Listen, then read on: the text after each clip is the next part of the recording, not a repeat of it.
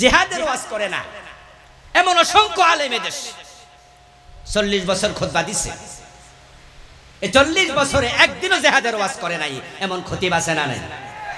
হাজার হাজার লক্ষ লক্ষ মুরিদের পীর, মুরিদের সামনে জীবনে একদিনও জিহাদের ওয়াজ করে নাই এমন পীর আছে না নাই? খুতবা দিচ্ছে, ভাষণ দিচ্ছে, বক্তৃতা দিচ্ছে বছরের পর বছর, কত নফল বিষয় ওয়াজ করলো, কত সুন্নাহর ওয়াজ করলো, কিন্তু জিহাদের ওয়াজ করে নাই এমন বক্তা আছে না নাই? অথচ আল্লাহর নবীর একজন সাহাবী খুঁজে পাবেন না যিনি জিহাদের মাঠে যান নাই। আমার প্রিয় ভাইরা, যে নামাজের ওয়াজ করছেন আপনারা, বাংলাদেশে একজন বক্তা পাবেন না নামাজের ওয়াজ করে নাই, একজন পীর পাবেন না নামাজের ওয়াজ করে নাই, একজন হুজুর পাবেন না নামাজের ওয়াজ করে নাই। এই নামাজের কথা কোরআনে আছে 83 বারের মতো। রোজার ওয়াজ করে নাই এমন একজন আলেম পাবেন না। রোজার কথা আছে কোরআন মাজিদে মাত্র 4-5 বার। হজের ওয়াজ করে নাই বাংলাদেশে একজন খতিব হুজুর পাবেন না। হজের কথা কোরআনে আছে মাত্র 2-3 বার। আর যেই জিহাদের ওয়াজটা এড়ায়া যায়, ওই জিহাদের ব্যাপারে ডাইরেক্ট ইনডিরেক্ট আয়াতের সংখ্যা 500।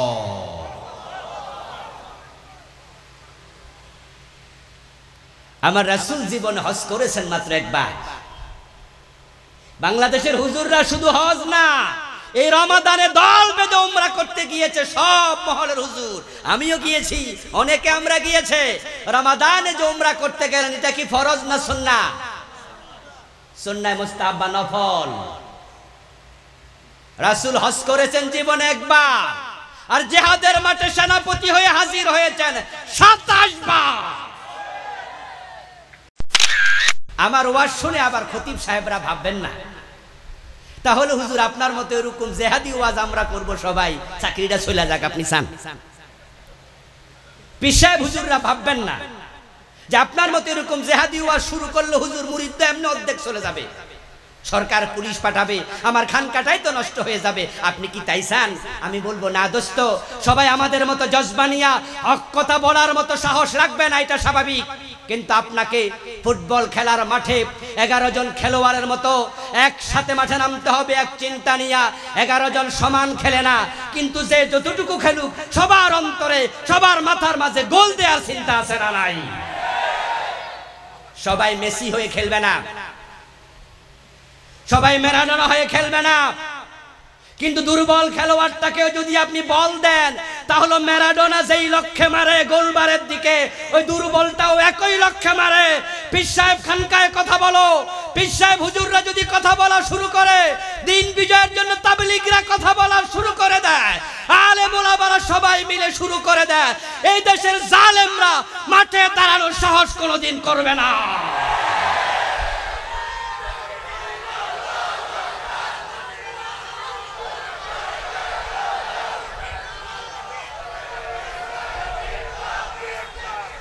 আমার ভাইয়েরা, 11 জন খেলোয়াড়ের লক্ষ্য কি 11 দিকে না একদিকে? কথা আপনারা বলতে হবে, 11 দিকে না একদিকে? সবাই কি সমান খেলতে পারে? কিন্তু লক্ষ্য কয়টা? এবার বলুন, 11 জন খেলোয়াড় কি এক জায়গায় একবারে গোল হইয়া খেলেন? আলাদা আলাদা জায়গা। কেউ মিডলে খেলবে, কেউ ব্যাকে খেলবে, কেউ কর্নারে খেলবে, কেউ ফিল্ডিং করবে, কেউ গোলবারে খেলবে। লক্ষ্য যেহেতু একটা, খেলা শুরু হওয়ার 5 মিনিট পরেও গোল হয়, 10 মিনিট পরেও হয়, 90 মিনিটে 12টা 13টা হয়ে যায়। লক্ষ্য 11 দিকে হলে 6 ঘন্টা 10 ঘন্টা গোল হবে না। সব আলেম একমত হয়ে যাও, দিনের বিজয় করতে 6 মাসও লাগবে না। আল্লাহ তাআলা আমাদের সকলকে আল্লাহর এই জমিনে আল্লাহ দিন বিজয় করার জন্য একমত হওয়ার তৌফিক দান করো, বলেন আমিন। দিন বিজয়ের কথা বলতে গেলে বিপদ আসার সম্ভাবনা আছে না নাই? প্রয়োজনে বিপদের মুখোমুখি হইতে রাজি হওয়া লাগবে, প্রয়োজনে জেলে যেতে হবে, প্রয়োজনে রক্ত দিতে হবে, হাসতে হাসতে শাহাদাতের মঞ্চে যাওয়া লাগবে। আমার প্রিয় ভাইয়েরা, প্রয়োজনে সর্বোচ্চ ত্যাগ, শাহাদাত নসিব করার জন্য, নিজের ভাগ্যে জুটানোর জন্য, শহীদ হওয়ার জন্য রাজি হওয়া দরকার আছে না নাই? কে কে রাজি আছে আল্লাহকে দেখা দাও।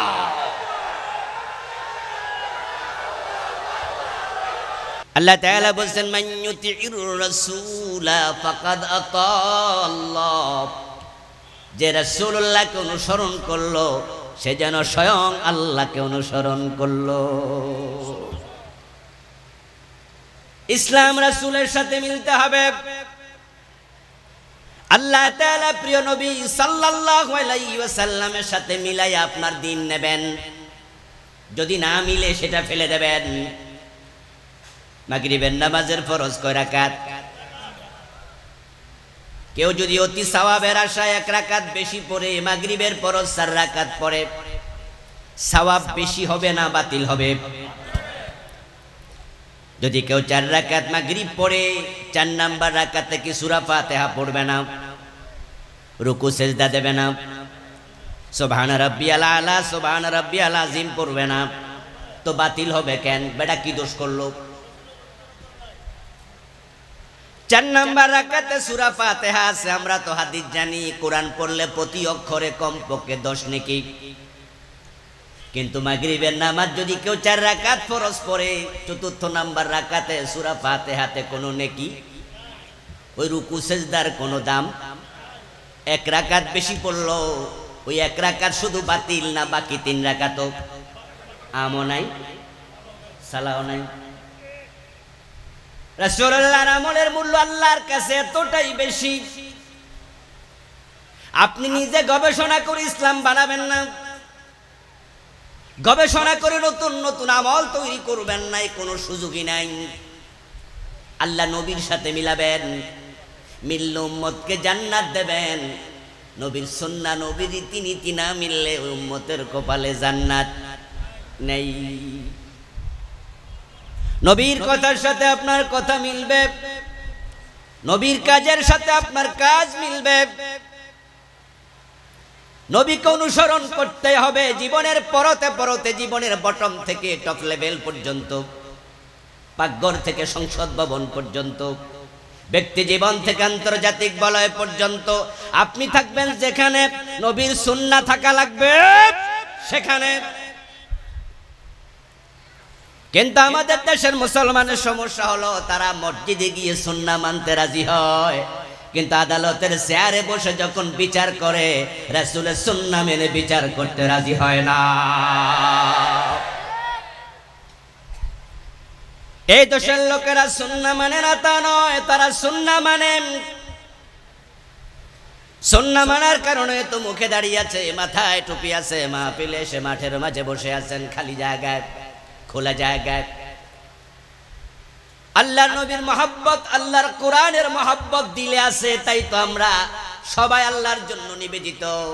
মসজিদে যখন ঢুকি সবাই মিলে ডান পা দিয়ে ঢুকি, মসজিদ থেকে বাম পা দিয়ে বের হই, আল্লাহু আকবার বলে নামাজ শুরু করি, সালাম ফিরিয়ে নামাজ শেষ করি। আমরা রাসূলকে মানি না বললো কে? মানি। কিন্তু ঝামেলা হলো অধিকাংশের চরিত্র হলো সুন্নাহ মানে ততক্ষণ, সুবিধা আছে যতক্ষণ, অসুবিধা যেখানে, সুন্নাহ মানে না সেখানে। এজন্য মসজিদের 4 দেয়ালের ভিতরে রাসূলের কথা বললে, আল্লাহর কথা বললে, কোরআনের আইনের কথা বললে সব মুসল্লি জি বলে। আপনি দেখবেন হুজুর যদি বলে আল্লাহর আইনে মসজিদ চলবে, সভাপতির আইনে চলবে না, সব মুসল্লি বলবে জি। সভাপতি সাহেব নিজেও মাথা ঝুঁকায়া বলবে হুজুর আমি কি কোনোদিন কইছি আমার আইনে মসজিদ চলুক? চালান, আল্লাহর আইনে চালান। সেক্রেটারির আইনে মসজিদ চলবে না, সবাই বলে জি। হুজুর বলে আমি ইমাম, আমার আইনে মসজিদ চলবে না। মাগরিবের ফরজ 3 রাকাত, 2 রাকাত পরে সালাম ফিরাইলে আপনারা সালাম ফিরাবেন না, লোকমা দেবেন। ইমামের আইনেও মসজিদ চলবে না, মসজিদ চলবে আল্লাহর আইনে। সব মুসল্লি একমত, কারো কোনো আপত্তি নাই। কিন্তু হুজুর যদি এবার বলে যে আল্লাহর আইনে মসজিদ চলবে, ওই আল্লাহর আইনে সংসদ ভবনও চলতে হবে, সাথে সাথে কিছু মুসল্লির চেহারা কালো হয়ে যায়। ইসলাম তারা মানতে চায়, আল্লাহ এবং রাসূলকে অনুসরণ তারা করতে চায়, তবে সুবিধা মতো। ইসলাম মানবে ততক্ষণ, বিপদ আপদ নাই যতক্ষণ, যে কথা বললে ঝুঁকি আছে ওখানে আর সুন্নাহ মেনে চলতে রাজি হয় না। মিঠা মিঠা কথা বললে সবাই খুশি, মুস্কি হাসি দিয়ে কথা বললে সবাই খুশি। ফাবিমা রাহমাতিম মিনাল্লাহি লিনতা লাহুম, আল্লাহ তাআলা বলছো প্রিয় নবী আপনার প্রতি আল্লাহর বড় দয়া, আপনি আপনার সাহাবাদের প্রতি বড় কোমল দিল, রহম দিল, বড় নরম কথা আপনি বলেন। নরম কথার আয়াত পেয়েছে, নরম কথার হাদিস পেয়েছে, মিষ্টি কথার আয়াত পেল, মুস্কি হাসি দেয়ার হাদিস পেল।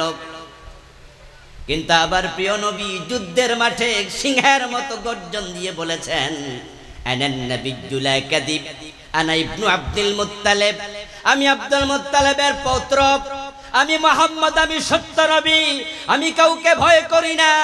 যেই নবী মিষ্টি কথা বলতেন, নরম কথা বলতেন, যুদ্ধের মাঠে হুঙ্কার দিয়ে কথা বলতেন, সেটাও হাদিসে আছে না নাই?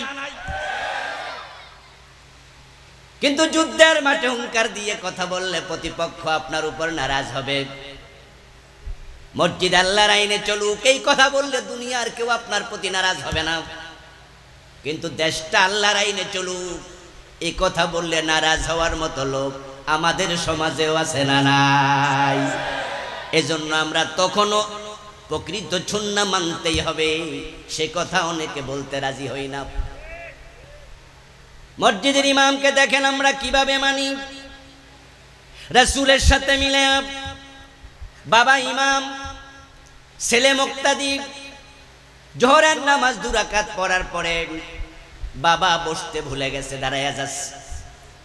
পিছনে ছেলে বাবার সাথে দাঁড়াবে নাকি লোকমা দেবে? কারণ ছেলে জানে 2 রাকাত পড়ার পরে আত্তাহিয়াতু পড়ার জন্য বসা ওয়াজিব। জসকোটের মসজিদ, জজ সাহেব নামাজে হাজির, জোহরের নামাজ ইমাম 2 রাকাত পড়ে আত্তাহিয়াতু পড়তে ভুলে গেছে, তিনি দাঁড়ায়া যাচ্ছেন। পিছন দিয়া জজ সাহেব লোকমা দিয়ে দেবে, কারণ জজ সাহেব জানে আমার রাসূল 2 রাকাত পড়ে বসে আত্তাহিয়াতু পড়েছে, ইমাম ভুল করেছে, তাই ইমামকে আমি সংশোধন করলাম, লোকমা দিলাম। জজ সাহেবের লোকমা পেয়ে ইমাম সাহেব বসে গেল, আত্তাহিয়াতু পড়ে তারপরে 2 রাকাত পড়ে সালাম ফিরাইল। ইমাম সাহেব রাসূলের সুন্নাহর বাহিরে চলে গেলেন, জজ সাহেব লোকমা দিয়ে দিলেন। এতে প্রমাণিত হয় রাসূলের সুন্নাহ জজ সাহেবও মানে। কিন্তু বলুন তো, জোহরের পরে আদালতের চেয়ারে বসে যখন চুরির মামলার রায় দেয়, চোর ধরে হাত কাটা রায় দেয়াটা ওয়াজিব না ফরজ? ইমাম সাহেব যে ভুল করছিল সেটা ফরজ না ওয়াজিব? ওয়াজিব যখন ছুটে গেছে, জজ সাহেব লোকমা দিছে। কিন্তু আদালতের চেয়ারে বসে জজ সাহেব চোর ধরে হাত কাটে না, চোর ধরে জেলে দেয়। কথা বলতে হবে, চোর ধরে বাংলাদেশে হাত কাটে না, জেলে দেয়। অথচ আল্লাহর আইন কি জেলে দাও না হাত কাটো? চোর ধরে হাত কাটা ওয়াজিব নফল না ফরজ? জজ সাহেব হুজুরের ওয়াজিবে ভুল ধরে, কিন্তু নিজের ফরজের খবর নাই, কারণ জানে চোর ধরে হাত কাটা রায় দিলে জজের চাকরিও থাকবে না। তাই তিনি ইসলাম মানবে ততক্ষণ, ঝুঁকি নাই যতক্ষণ। বিপদ আছে যেখানে ইসলাম মানে না সেখানে। আপনি প্রশ্ন তুলবেন, জজ সাহেব তো আর নিজের মন মতো আইন বানাতে পারবে না, আইনের বই দেখে তিনি রায় দেবে। ওইখানে আইনের বইতে আছে, বাংলাদেশের ফৌজদারি আইনে আছে চোর ধরে জেলে দিতে হবে। উনি হাত কাটার রায় কেমনে দেবে? মেনে নিলাম, কিন্তু এবার বলুন তো, এই আইনটা বাংলাদেশে পরিবর্তন করার সুযোগ আছে না নাই? আমাদের সংসদে 150 জন 151 জন নেতা যদি একমত হয়ে যায়, হ্যাঁ বললে আইন পাস হয়। 2/3 এমপি যদি একমত হয়ে যায়, সংবিধানের আইন পর্যন্ত পরিবর্তন করা যায়। কিন্তু 52 বছরে চোর ধরে হাত কাটার আইন কেউ করে নাই। এতে প্রমাণ হয় পুরা জীবনে সুন্নাহ মানতে জাতি এখনো রাজি হতে পারে নাই। অথচ রাসূলুল্লাহ সাল্লাল্লাহু আলাইহি ওয়াসাল্লাম বলেছেন, আমার মেয়ে ফাতেমা যদি চুরি করে আমি ফাতেমার হাতটাও কেটে দেব। আল্লাহর নবীর জামানায় চোর ধরে হাত কেটে দিয়েছেন, এমন ঘটনা হাদিসে আছে না নাই? এখন 52 বছরের বাংলাদেশ, আল্লাহর এই বিধান একদিনের জন্য কেউ মানে নাই। এটা যে মানা ফরজ, অনেক আলেম ওলামার মাথার মাঝে সেই চিন্তাটাও নাই। সাধারণ মানুষ তো দূরের। এই জন্য আল্লাহর হাবিব সাল্লাল্লাহু আলাইহি ওয়াসাল্লাম বলেছেন, আমি নবীকে যারা অনুসরণ করবে তারাই জান্নাতে যাবে। এখন রাসূলুল্লাহ সাল্লাল্লাহু আলাইহি ওয়াসাল্লামের অনুসরণ হবে পুরা জীবনে টপ টু বটম। কিন্তু আপনি এবং আমি বড় চালাক মানুষ, এজন্য আমরা চিন্তা করেছি যে সুন্নাহ মানলে বিপদ মুসিবত নাই, সেটার ওয়াজ এত বেশি হয় হিসাব করে কুলান যায় না। ওই সুন্নাহর ওয়াজ কত হুজুরে করে। দেখবেন টেলিভিশন চ্যানেলগুলোতে রাসূলের সুন্নাহর ওয়াজ চলছে পুরা রমজান মাস ধরে। রাসূলুল্লাহ সুন্নাহর ওয়াজ সব মাহফিলের পীর সাহেবরা করে, রাসূলুল্লাহ সুন্নাহর ওয়াজ সব মসজিদের খতিবেরা করে।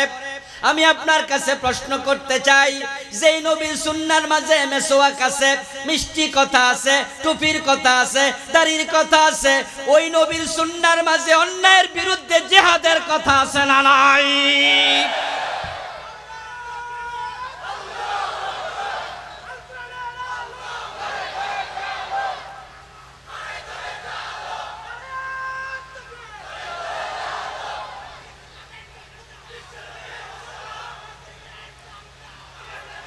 আমার প্রিয় ভাইরা, রাসূলুল্লাহ সাল্লাল্লাহু আলাইহি ওয়াসাল্লামের সুন্নাহ মন মতো যারা মানে, তারা প্রত্যেকেই নিজের ব্যক্তিগত স্বার্থ সিদ্ধির জন্যই সুন্নাহ মানছে, এটা না বলার কোনো সুযোগ নাই। কারণ যদি আল্লাহর জন্য সুন্নাহ মানত তাহলে পুরা সুন্নাহর ওয়াজ তারাও করার কথা।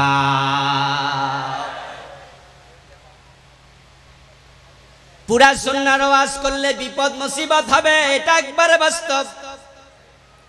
রাসূল সাল্লাল্লাহু আলাইহি ওয়াসাল্লাম যদি শুধু নামাজের ওয়াজ করতেন, রোজার ওয়াজ করতেন, তাহলে আবু জেহেলের সাথে রাসূলুল্লাহর দ্বন্দ্বটা তৈরি হওয়ার কথা না। ইব্রাহিম আলাইহিস সালাম যদি নমরুদের কাছে গিয়ে বলতেন, চাচা আমি এই বাইতুল্লাহতে নামাজ পড়াবো, যেই ঘর আমি বানিয়েছি আল্লাহর ঘরে নামাজ পড়াবো, নমরুদের সাথে হযরত ইব্রাহিমের যে টক্কর লাগলো, তখনও তিনি যদি বলতেন আপনারা মূর্তি পূজা করেন, আমার কোনো আপত্তি নাই, আমার কথা আমাকে বলতে দেন, এইভাবে তিনি যদি বলতেন সুবিধাবাদ, বেছে বেছে কথা বলার নীতি গ্রহণ করতেন, নমরুদের সাথে কোনো দ্বন্দ্বই লাগতো না। মূসা আলাইহিস সালাম যদি ফেরাউনের কাছে গিয়ে বলতেন আপনি আপনার চিন্তা মতো দেশ চালান, আমি শুধু আমার চিন্তা মতো মসজিদ মাদ্রাসা চালাবো, ফেরাউন বলতো বাতিজা তোমার কাম তুমি করো, আমার কাম আমি করি, দ্বন্দ্বই হতো না। মক্কার কাফেররা তো প্রস্তাবই দিয়েছিল, 1 মাস আমাদের ধর্ম তুমি মানো, আর 1 মাস ভাতিজা মুহাম্মদ তোমার ধর্ম আমরা মানব। রাসূল যদি ভাবতেন এই কথা মানলে কোনো ঝগড়া নাই, মারামারি কিলাকিলি নাই, তাহলে তিনি মেনে নিতেন। কিন্তু না, ইসলাম আংশিক মানার কোনো সুযোগ নাই। আল-ইয়াওমা আকমালতু লাকুম দীনাকুম ওয়া আতমামতু আলাইকুম নি'মাতি। আল্লাহ ইসলামকে পরিপূর্ণ করলেন এবং তিনি ঘোষণা দিলেন উদখুলু ফিস সিলমি কাফা, ইসলামে পরিপূর্ণ ঢোকো। এখন পরিপূর্ণ যদি ঢুকতে চান, আংশিক ইসলামের কথা বললে বাকি অংশ বাদ পড়বে। আর পূর্ণ ইসলাম নিয়ে যারাই মারা যাবে, রাসূল বলেন তারা আমার সাথে জান্নাতে ঢোকার কোনো সুযোগ নেই। এজন্যই দেখবেন বাংলাদেশে অসংখ্য আলেম ওলামা আলহামদুলিল্লাহ, এত পীর পৃথিবীর কোনো দেশে নাই, এত মসজিদ পৃথিবীর কোনো দেশে নাই। তামাম দুনিয়া 2টা মসজিদের শহর, একটা হলো ইস্তাম্বুল আর একটা হলো ঢাকা। এত মসজিদ, এত মাদ্রাসা, তাবলীগের বিশ্ব ইজতেমা, এত হুজুর, এত আলেম, কিন্তু এই দেশের সব জায়গায় ইসলাম। অফিসে গেলে ঘোষণা দিলে পাইলে সিগনেচার হয় না। ব্যাংকগুলো অধিকাংশ সুদের উপর নির্ভর করে বসে আছে। আপনি যেখানে যাবেন সেখানে দুর্নীতির আড্ডাখানা, ঠিক না? এত আলেমের দেশে দুর্নীতি, এত আলেমের দেশ, হুজুরের দেশ, পীরের দেশ, ইসলামে ভরে আছে। এর সবচেয়ে বড় কারণ এ দেশের আলেম ওলামারা তারাই পূর্ণাঙ্গ ইসলাম মানার ব্যাপারে এখন একমত হতে পারে নাই। ইসলাম পূর্ণাঙ্গ জীবন বিধান তারা কি এটা জানে না? যে নবী মুহাম্মদুর রাসূলুল্লাহ সাল্লাল্লাহু আলাইহি ওয়াসাল্লাম মসজিদ চালাইছে আল্লাহর আইনে, মদিনা নামক রাষ্ট্র 10 বছর কোরআনের আইনে তিনি চালাইছেন, এটাকে আমাদের দেশের আলেমরা জানে না। কে জানে না? সব হুজুর জানে। কিন্তু পুরা জীবনের সব জায়গায় আল্লাহর আইন লাগবে, রাসূলের আইন লাগবে, এই ওয়াজ অধিকাংশ হুজুর কেন করে না? এর কারণ তারা জানে পূর্ণাঙ্গ ইসলামের ওয়াজ যে আলেমরা করে তারা বাড়িতে অনেকে ঘুমাতে পারে না। পূর্ণাঙ্গ ইসলামের ওয়াজ যে আলেমরা করেছে বিনা দোষে তাদেরকে ফাঁসিতে ঝুলানো হয়েছে। এজন্য তারা বড় চালাক, তারা হিসাব করে কথা বলে, এমন ওয়াজ করে যে ওয়াজ করলে জালেমদের কাছেও ভালো থাকা যায়। ইসলামের কথা বলে এক দলের গলার মাঝে ফুলের মালা, আবার সেই ইসলামের কথা বলে আরেক দলের গলার মাঝে ফাঁসির রশি, ঠিক না? ইসলামের কথা বলে একদল বাড়িতে ঘুমাইতে পারে না, ওই ইসলামের কথা বলে আবার হালুয়া রুটি খাইয়া শেষ করতে পারে না।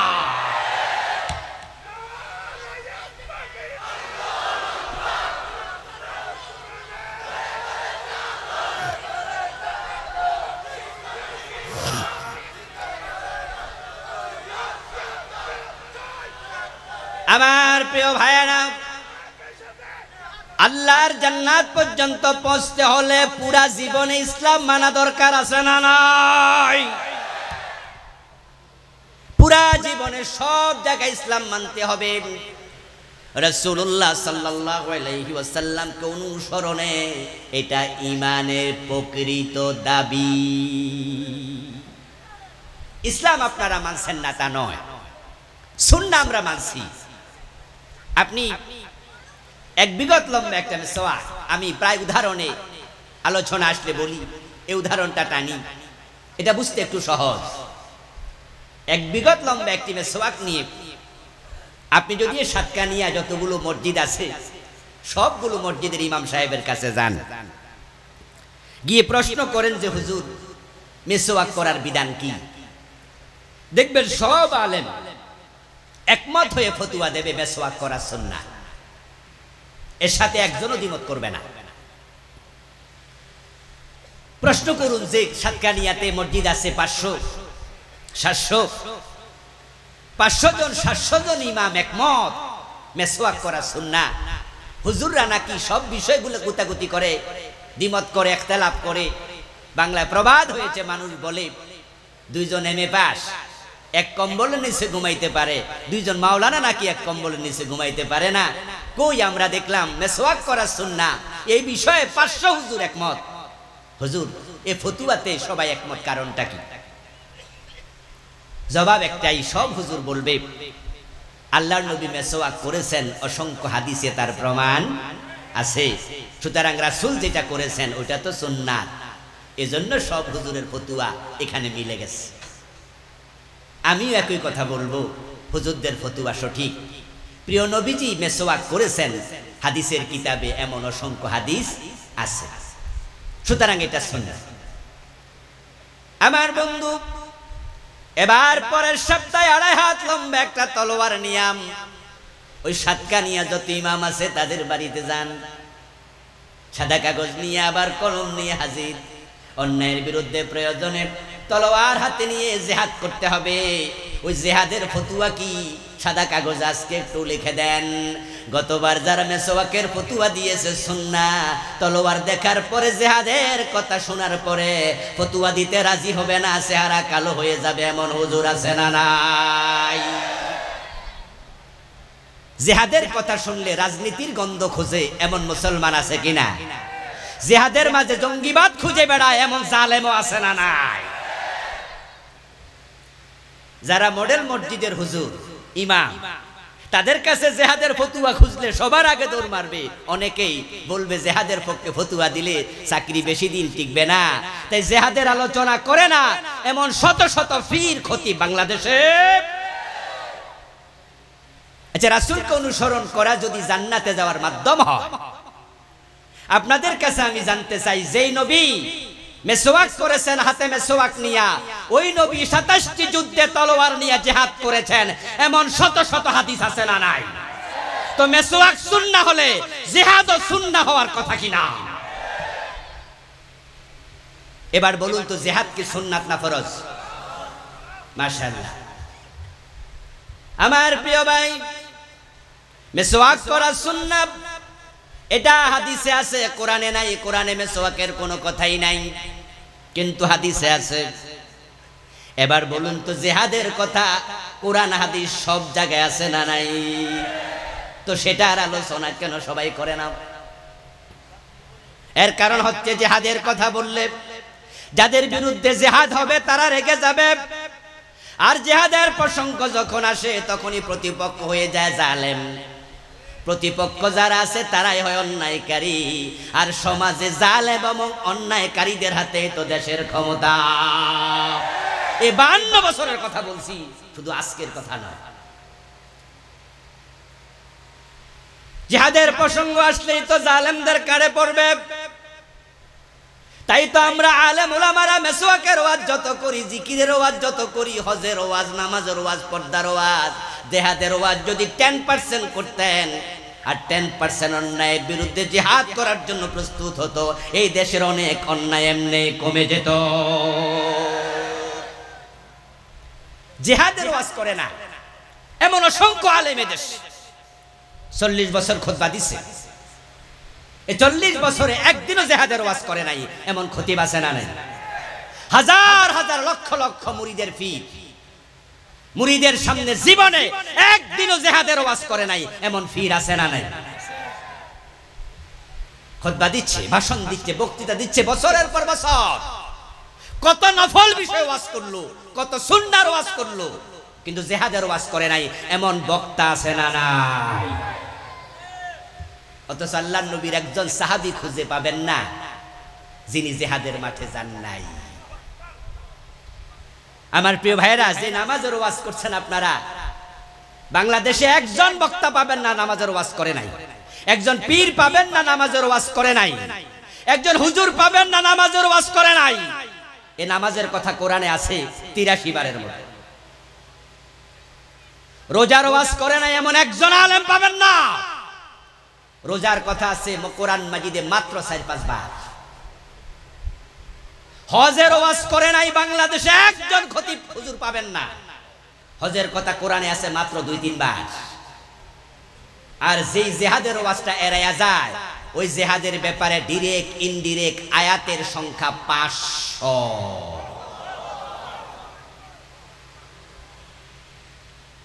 আমার রাসূল জীবনে হজ করেছেন মাত্র একবার।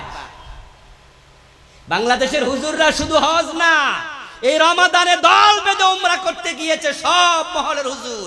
আমিও গিয়েছি, অনেকে আমরা গিয়েছে। রমাদানে যে উমরা করতে গেলেন, এটা কি ফরজ না সুন্নাহ? সুন্নাহ মুস্তাহাব বা নফল? রাসূল হজ করেছেন জীবনে একবার, আর জিহাদের মাঠে সেনাপতি হয়ে হাজির হয়েছেন 27 বার।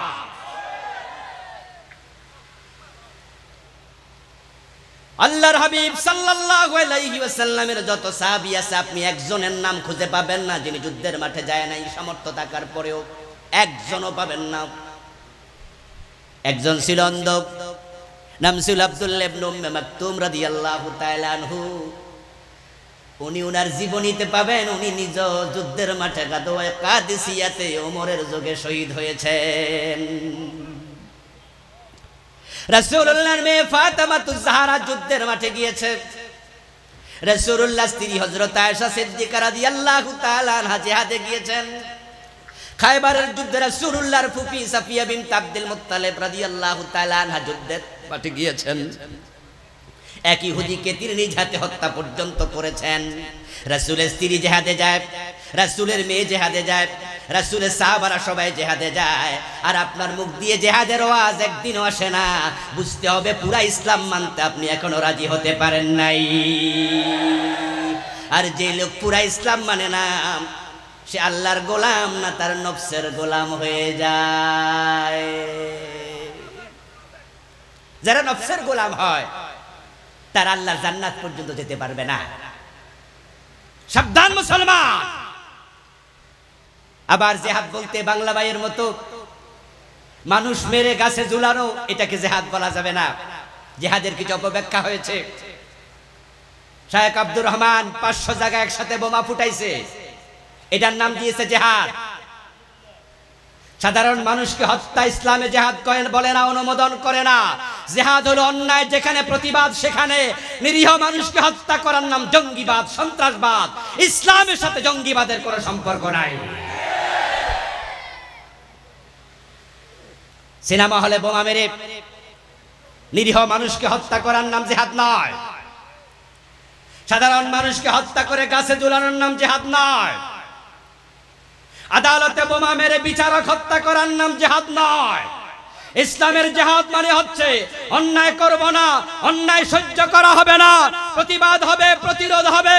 জিহাদ শুরু হবে মুখ দিয়ে বলে, কলম দিয়ে লেখে, হাত দিয়ে বাধা দিয়ে, প্রয়োজনে তলোয়ার হাতে নিতে হবে।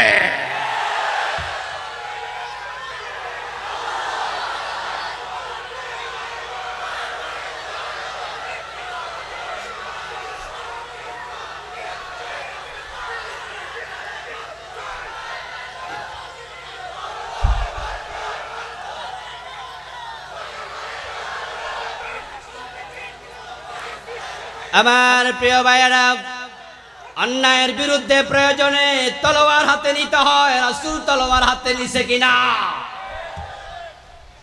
কিন্তু বাংলাদেশে অসংখ্য আলেম ওলামা পীর বুজুর্গ আছে যারা অন্যায়ের বিরুদ্ধে কথা বলার মতো সৎ সাহস তাদের কলিজায় নেই। আর যারাই দেখবেন অন্যায়ের বিরুদ্ধে জিহাদের কথা বলে না, ওদের সাথে জালেমদের কোনো দ্বন্দ্ব লাগে না, বরং তারাই জালেমদের হাঁটুয়া হালুয়া রুটির অংশ পায়। ওরা খুব আরামে আছে। আর যারাই জিহাদের কথা বলে, অন্যায়ের বিরুদ্ধে কথা বলে, তারাই বিনা দোষে হাজারো মামলার আসামি হওয়া লাগে। তাই বলে কি আমরা অন্যায়ের বিরুদ্ধে কথা বন্ধ করে দেব? রাসূলুল্লাহর জীবনে অন্যায়ের প্রতিবাদের কথা আছে না নাই? আল্লাহর নবীকে অনুসরণ করলে জান্নাত মিলবে। এখন আল্লাহ তাআলা বিশ্ব নবী মুহাম্মদুর রাসূলুল্লাহ সাল্লাল্লাহু আলাইহি ওয়াসাল্লামকে পৃথিবীতে কেন পাঠিয়েছেন, রাসূলের জীবনের লক্ষ্যটা জানা এটাও অনুসরণের অংশ কিনা? রাসূলের জীবনের লক্ষ্য যাহা, উম্মতের জীবনের লক্ষ্য হবে হুবহু তাহা। আল্লাহর নবীর জীবনের লক্ষ্য কি? আল্লাহ তাআলা কুরআন মাজিদের 3টা সূরাতে বলেছেন। সূরাতুস সাফ আয়াত নাম্বার 9 যেটা আমি পড়েছি, সূরাতুল ফাত আয়াত নাম্বার 28, সূরাতুত তাওবা আয়াত নাম্বার 33। 3টা সূরাতে আল্লাহ তাআলা একই কথা 3 বার বলেছেন। যারা পারেন তারা আমার সাথে একটু পড়ুন। হুয়াল্লাযী আরসালা রাসূলাহু বিল হুদা ওয়া দীনিল হক লিইয়ুযহিরাহু আলাদ-দীনি কুল্লিহি। আল্লাহ তাআলা 3টি সূরাতে একই কথা 3 বার বললেন। তিনি আল্লাহ যিনি তার রাসূলকে কোরআন এবং সত্য ধর্ম ইসলাম নিয়ে পাঠিয়েছেন। উদ্দেশ্য কি? রাসূলের জীবনের লক্ষ্য কি? আল্লাহ বলেন লিইয়ুযহিরাহু আলাদ-দীনি কুল্লিহি। আমি আমার রাসূল পাঠিয়েছি, তিনি সমাজে যত মতবাদ আছে, মত আছে, পথ আছে, আদিয়ানে বাতিল আছে, মানুষের বানানো তন্ত্র আছে, মন্ত্র আছে, আইন আছে, বিধান আছে, সবগুলোর উপরে আমার নবীকে পাঠাইছি আমার কোরআনকে বিজয়ী করার জন্য। আল্লাহ তাআলা কোরআন বিজয় করার জন্য রাসূলুল্লাহকে পাঠিয়েছেন। এবার আপনাদের কাছে আমি জানবো, আল্লাহর নবী সাল্লাল্লাহু আলাইহি সাল্লাম ইন্তেকালের আগে কোরআনকে বিজয়ী করে গিয়েছেন কিনা? রাসূল সাল্লাল্লাহু আলাইহি সাল্লামের ইন্তেকালের আগে তিনি মদিনার সমাজে কোরআনকে পরিপূর্ণভাবে কায়েম করে তারপর ইন্তেকাল করেছেন। আমার প্রিয় ভাইরা, এখন আল্লাহ নবীর জীবনের লক্ষ্য যদি দ্বীনের বিজয় হয়, আমরাও আমাদের সবার জীবনের লক্ষ্য দ্বীনের বিজয়টাকে নির্ধারণ করা দরকার আছে না নাই? আল্লাহর দ্বীনের বিজয় বাংলাদেশে না হওয়ার পিছনে কারণ কি? 90% তো মুসলমান। কারণ শুধু একটা, আমরা এখনো সবাই তো দূরের কথা, এখনো আমরা 20-30% লোক আল্লাহর জমিনে আল্লাহর দ্বীনকে বিজয় করতে হবে, এটা আমাদের জীবনের লক্ষ্য বানাতে পারি নাই।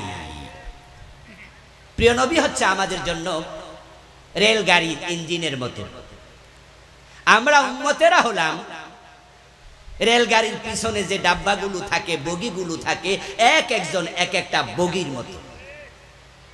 ইঞ্জিনের সাথে যদি পিছনের বগিটা অ্যাটাচ করে দেয়া যায়, তাহলে ইঞ্জিন বগিকে টানতে টানতে নিয়ে যায়, ইঞ্জিন যায় যেখানে, বগি যায় সেখানে। রাসূলের জীবনের লক্ষ্য ছিল দ্বীনের বিজয়। এখন আপনি যদি জীবনের লক্ষ্য রাসূলের সাথে মিলিয়ে দিতে পারেন, ইনশাআল্লাহ এই লক্ষ্য মিলানো আপনাকে আল্লাহর জান্নাত পর্যন্ত পৌঁছে দেবে। সাধারণ মানুষের কথা কি বলবো?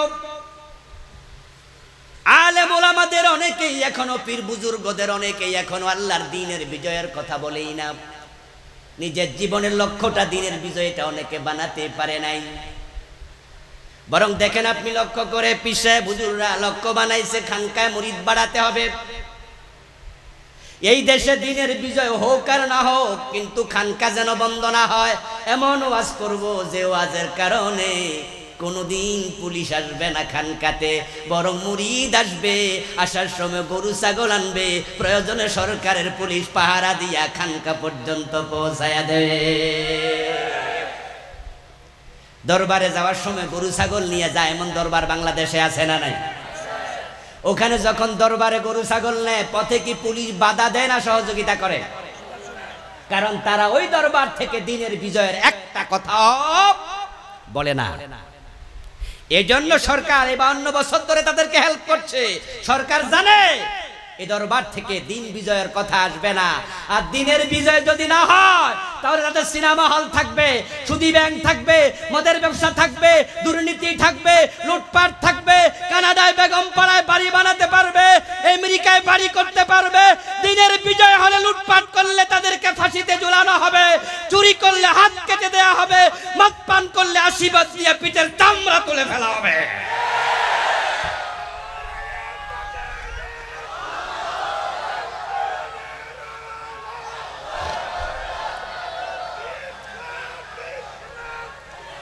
আমার ভাইয়েরা, দ্বীনের বিজয় যেখানে হবে না, ওই সমাজে পরিপূর্ণভাবে দ্বীন মেনে চলা সম্ভব হবে না।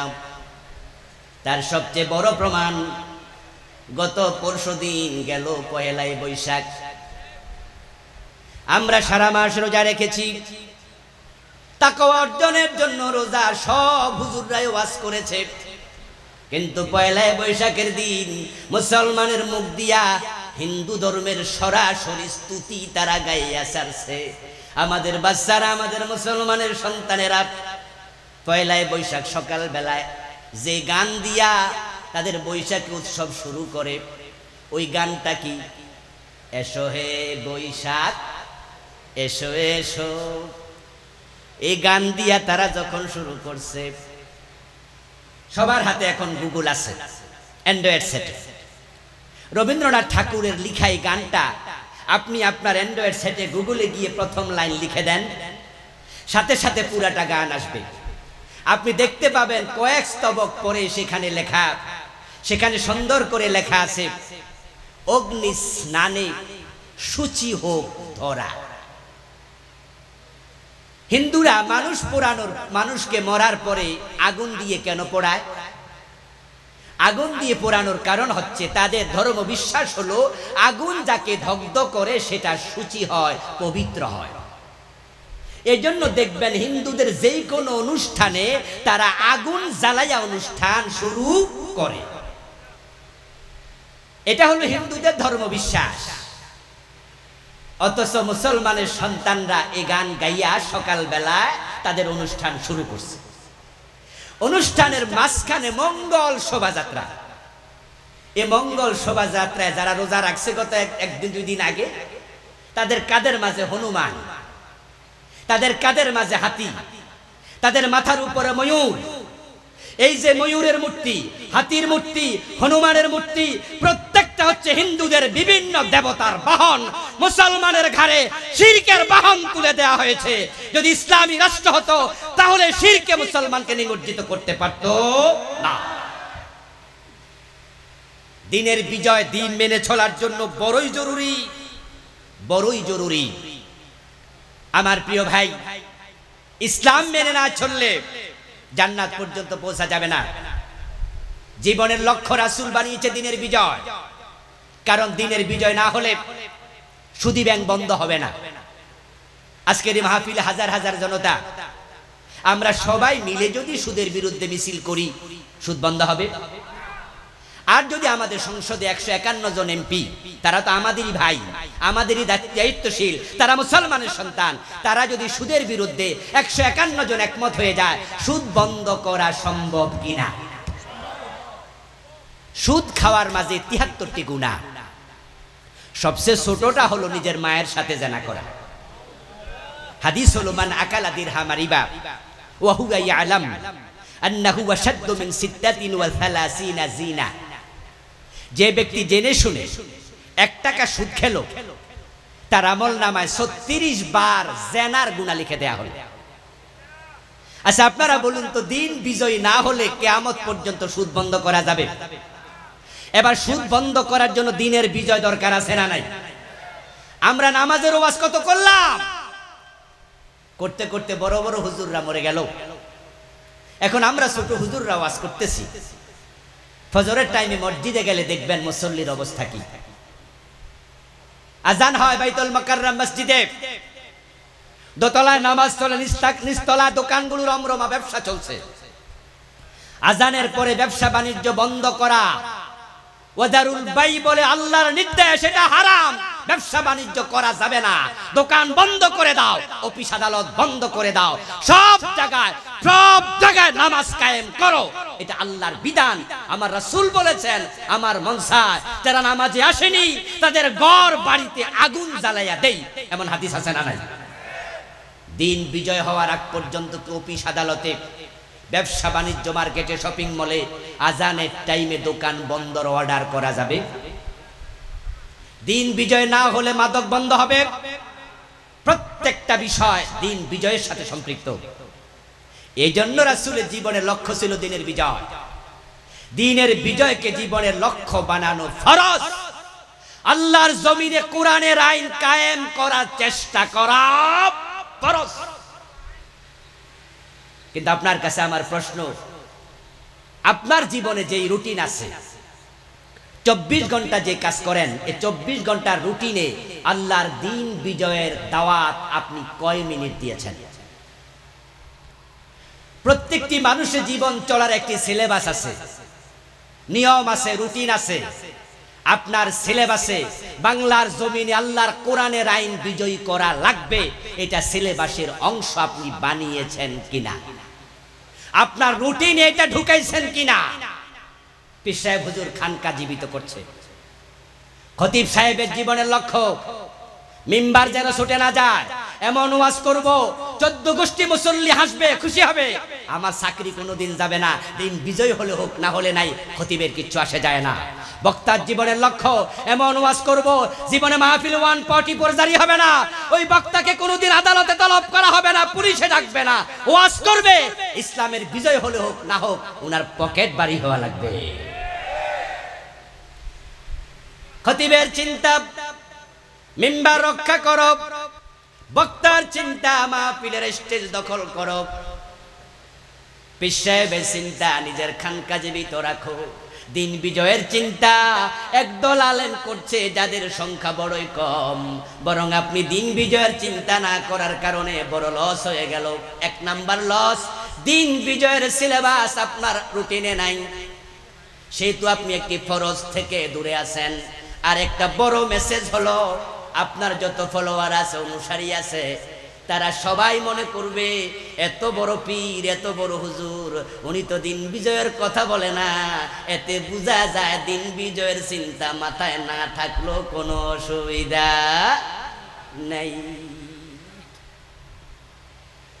যেই নবীর জীবনের লক্ষ্য ছিল দিনের বিজয়, আপনার কারণে এই দেশে হাজার হাজার লোক দিন বিজয়ের চিন্তা থেকে দূরে, কারণ আপনি সেলিব্রিটি, আপনি পীর, আপনি একজন সংগঠক, হাজার লোক আপনাকে মানে, অথচ আপনার মুখ দিয়া জিহাদের কথা আসে না, দিন বিজয়ের কথা আসে না, জালেমের বিরুদ্ধে হুঙ্কার দিয়া একটা কথা জীবনে বলেন নাই। এতে প্রমাণিত হয় আপনার কলবে মুনাফিকি ঢুকে গেছে। হাদিস রাসূলের আমার নয়। قال النبي صلى الله عليه وسلم من لم يغزو ولم يحدث به نفسه فمات على شعبة من النفاق। প্রিয় নবীজি সাল্লাল্লাহু আলাইহি ওয়াসাল্লাম বলেছেন, যে ব্যক্তি অন্যায়ের বিরুদ্ধে জিহাদ করে নাই, প্রতিবাদ করে নাই, প্রতিরোধ করে নাই এবং সেটা করার চিন্তা অন্তরে লালন করে নাই, তার মৃত্যুটাই হবে মুনাফিকের একটি শাখার উপরে। আমার ওয়াজ আমি শেষ করছি। শায়েখ আহমদুল্লাহ ভাই আসতেছেন, তিনি কথা বলবেন। শেষ করার আগে আমার কনক্লুশন টানতে চাই। আমার ওয়াজ শুনে আবার খতিব সাহেবরা ভাববেন না তাহলে হুজুর আপনার মতো এরকম জেহাদি ওয়াজ আমরা করব, সবাই চাকরিটা চলে যাক, আপনি চান। পীর সাহেব হুজুররা ভাববেন না যে আপনার মতো এরকম জেহাদি ওয়াজ শুরু করলে হুজুর মুরিদ এমনি অর্ধেক চলে যাবে, সরকার পুলিশ পাঠাবে, আমার খানকাটাই তো নষ্ট হয়ে যাবে, আপনি কি তাই চান? আমি বলবো না দোস্ত, সবাই আমাদের মতো জজবানিয়া হক কথা বলার মতো সাহস রাখবে না, এটা স্বাভাবিক।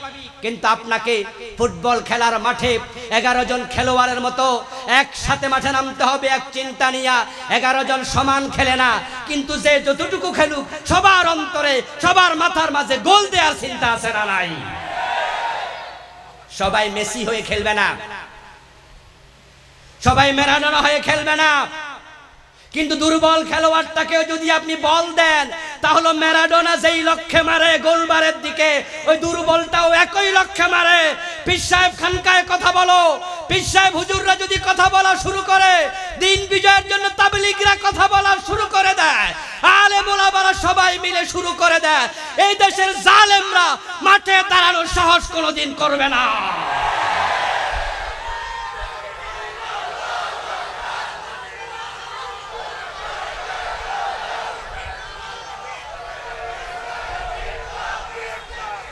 আমার ভাইয়েরা, 11 জন খেলোয়াড়ের লক্ষ্য কি 11 দিকে না একদিকে? কথা আপনারা বলতে হবে, 11 দিকে না একদিকে? সবাই কি সমান খেলতে পারে? কিন্তু লক্ষ্য কয়টা? এবার বলুন, 11 জন খেলোয়াড় কি এক জায়গায় একবারে গোল হইয়া খেলেন? আলাদা আলাদা জায়গা। কেউ মিডলে খেলবে, কেউ ব্যাকে খেলবে, কেউ কর্নারে খেলবে, কেউ ফিল্ডিং করবে, কেউ গোলবারে খেলবে। লক্ষ্য যেহেতু একটা, খেলা শুরু হওয়ার 5 মিনিট পরেও গোল হয়, 10 মিনিট পরেও হয়, 90 মিনিটে 12টা 13টা হয়ে যায়। লক্ষ্য 11 দিকে হলে 6 ঘন্টা 10 ঘন্টা গোল হবে না। সব আলেম একমত হয়ে যাও, দিনের বিজয় করতে 6 মাসও লাগবে না। আল্লাহ তাআলা আমাদের সকলকে আল্লাহর এই জমিনে আল্লাহ দিন বিজয় করার জন্য একমত হওয়ার তৌফিক দান করো, বলেন আমিন। দিন বিজয়ের কথা বলতে গেলে বিপদ আসার সম্ভাবনা আছে না নাই? প্রয়োজনে বিপদের মুখোমুখি হইতে রাজি হওয়া লাগবে, প্রয়োজনে জেলে যেতে হবে, প্রয়োজনে রক্ত দিতে হবে, হাসতে হাসতে শাহাদাতের মধ্যে যাওয়া লাগবে। আমার প্রিয় ভাইয়েরা, প্রয়োজনে সর্বোচ্চ ত্যাগ, শাহাদাত নসিব করার জন্য, নিজের ভাগ্যে জুটানোর জন্য, শহীদ হওয়ার জন্য রাজি হওয়া দরকার আছে না নাই? কে কে রাজি আছে আল্লাহকে দেখা দাও।